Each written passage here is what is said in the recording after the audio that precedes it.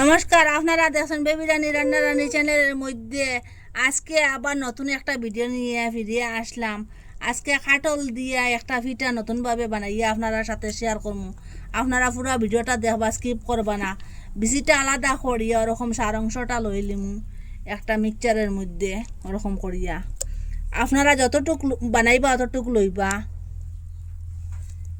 ওরকম করিয়া লই লিছি। এখন মিক্সচারে ডাকনাটা লাগাই দিলাম, এটা কুটি লিমু, পুরা পেস্ট বানাইলিম। এটারে ওরকম করে কুটি লিছি, পুরা এটা পেস্ট বানাই লিছি। একটা গামলা লইছি, গামলার উপরে একটা চালনি লই লিছি, পেস্টটা একটু চাউলাই লিমু। এটা যেটা যে বড় বড় চাবড়া থাকবো, এটা চালনির মধ্যে একটু দিব। এরকম করে চাউলাইয়া এই যে পেস্টটা লই লিছি। এখানে 1 গ্লাস চাউল ভিজাইয়া রাখলাম পুরা রাত্রে লাগি। এটা দিনের মধ্যে 4-5 ঘন্টা ভিজিয়ে রাখলে হইব। আর মিক্সচারের মধ্যে লইলাম, এটা এখন কুটি লিমু, পুরা পেস্ট বানাইলিমু। এটা কাটল যেরকম কুটিয়া পেস্ট বানাইছি, ওরকম করিয়া চাউলটা কুটি লিছি। দেখুন পুরা পেস্ট হয়ে গেছে। এটা এটা ওই যে কাটল যেন, কাটলের মধ্যে এখন ডালি দিম। এখানে একটু চিনি দিয়ে দিলাম। এখানে গরম করে জলটা আনছি, পুরা গরম করে আনছি। এখানে কুসুম গরম জল নাই, তাড়াতাড়ি ইস্টটা গলিবার লাগিয়ে আনছি। এখানে আর 1 চামচ ইস্ট দিয়ে দিলাম, ইস্টটা তাড়াতাড়ি গলিতে সাহায্য হইব। যখন পুরা ফুটাইল জল আনছি, এখানে স্বাদ মতো লবণ দিয়ে দিলাম। এখন ইস্টটা দিলে এলাম, ইস্টটা ওরকম ফুলিয়া উঠছে। ইস্ট দেওয়ার পরে ওরকম মিশাইম খুব ভালোভাবে।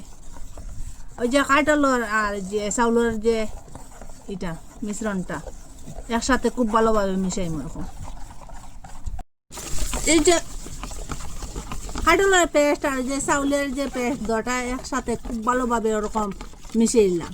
মিশাই এইটা 5 মিনিট এখন রেস্টে রাখি দিলাম। ফুড কালার দিয়ে খুব ভালোভাবে ওরকম ম্যাশ করে লিছি। খুব সুন্দর একটা কালার আসছে, দেখুন।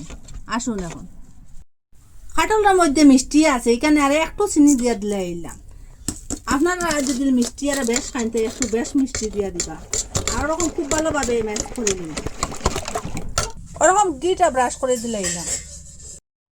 এখন আটার সাহায্যে ওরকম করে দিলে এলাম।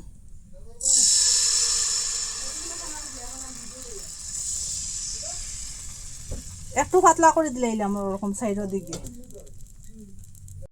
ঢাকনাটা সরাইয়া দেখি কিরকম। খুব সুন্দর এটা সেদা সেদা হয়েছে, দেখুন।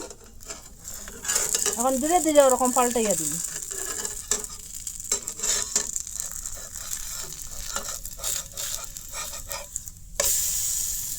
ওরকম করে পাল্টাইয়া দিন। একটু পাতলা পাতলা করে বানাইলাম। একটা প্যানের মধ্যে তেলটা ব্রাশ করে ওরকম করে দিলে এলাম, একটা ব্রাশের সাহায্যে। আর এখান থেকে বেটারটা হাতা দিয়ে 1 হাতা দিলে এলাম।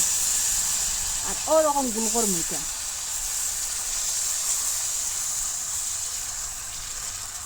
অত গাটটাও না আর অত পাতলাও না।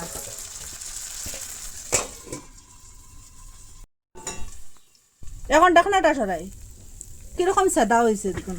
খুব সুন্দর সাদা হইয়া আসছে। এখন এইটা ধীরে ধীরে পাল্টাইয়া দিলেন।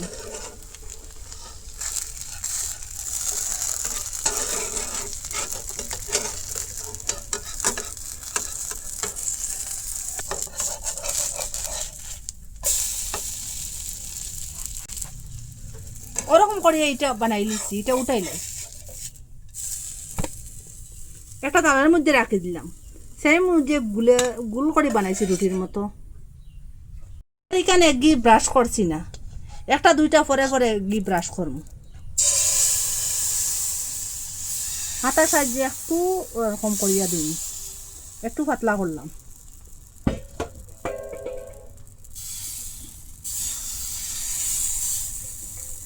আবার ডাকিয়ে রাখে দিলাম। ওরকম করে সবটা বানাইলিম, ওরকম করে সবটা বানাই লিছি কাঁঠালের পিঠাটা।